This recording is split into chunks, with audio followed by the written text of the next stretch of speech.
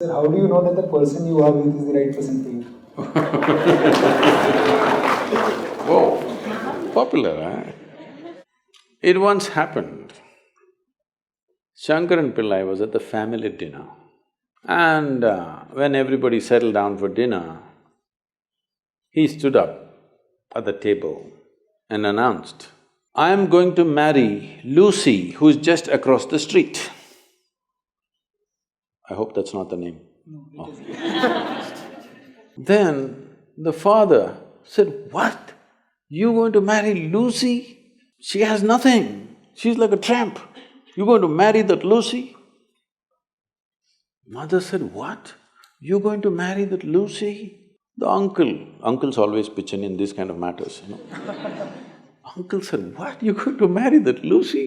Have you seen her hair? It looks fake."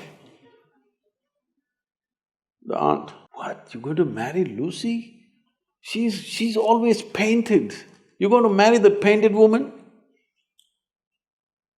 The little boy, the nephew, can't be left out. He said, "You going to marry Lucy? She doesn't even know what is cricket. How can you marry her?" Shankaran Pillai stood his ground and said, "Yes, I'm going to marry Lucy." Everybody asked in one voice, "Why?" He said, "Because she has no family." There are no many opinions to battle with. So, who is the right person? I don't want to take away all the romance from your life. But let me tell you this, there is no right person on this planet. If you put your heart into something, something may become wonderful. Is it the right thing? There's no right thing.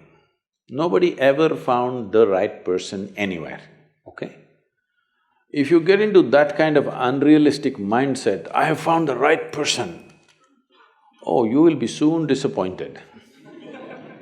You must understand, there is no right person. First thing is to see whether I am the right person. Yes, am I the right person? And there are no right people on this planet. If you understand, you have your nonsense, they have their nonsense. We can adjust nonsense. Go on.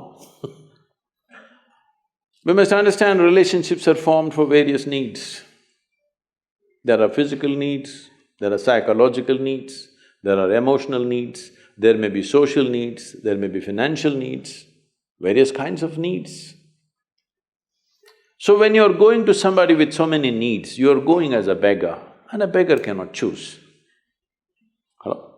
Beggar eat what comes his way, isn't it? He cannot choose.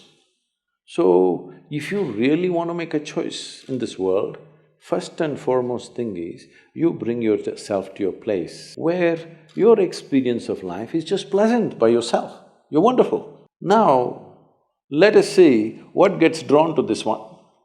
If you're really wonderful, things will happen in every way, I'm saying. In terms of career, in terms of marriage, in terms of relationships, the best will happen to you because you made yourself like this. Instead of trying to work on somebody and fix them, if you work upon yourself and make you so wonderful that everybody wants to be with you, then there is a choice. And this whole thing is an American thing, that there is a soulmate somewhere. God made just one more person just for you.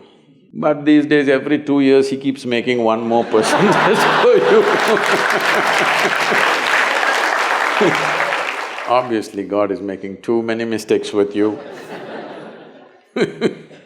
See, body needs a mate, understandable. Maybe psychologically also you need a mate, understandable. Emotionally you need a mate. A soul cannot need a mate. So soul doesn't need a mate, nor was some person made perfectly for you, okay? This creation makes all kinds of unique idiots.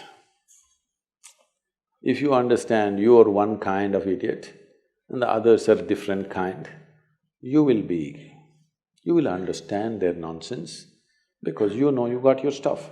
If you think you're perfect and God has chosen you and He's made another person perfect somewhere else, you're heading for a disaster, okay? There's no such thing.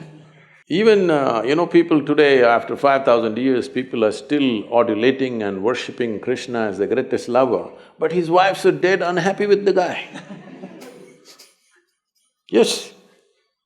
So, you're not going to find any perfect person.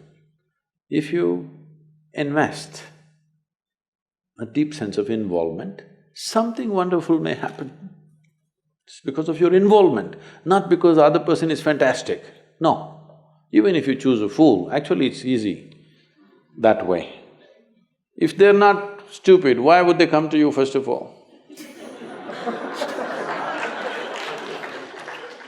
No, I'm just being nasty. So, even if you choose a fool, it doesn't matter. If you involve yourself, it can turn out very beautiful. You chose the smartest person in the universe, it could be a disaster. So, do not think in terms of, whatever this made for each other nonsense. No. You choose the opposite, actually. But after some time, after a little bit of time, you slowly start expecting they're just like you. This is a serious mistake. Because if one more person becomes just like you won't be able to bear with them for 2 days. Hello? Please tell me. There's one more person just like you at home, could you live there? You're glad they're different. It's wonderful, nobody is like you, isn't it? Nobody is like you on this planet. Try and see. Nobody is like you, and that's good. Don't look for sameness, not necessary. It's the difference which makes the… because of the difference you tango, not otherwise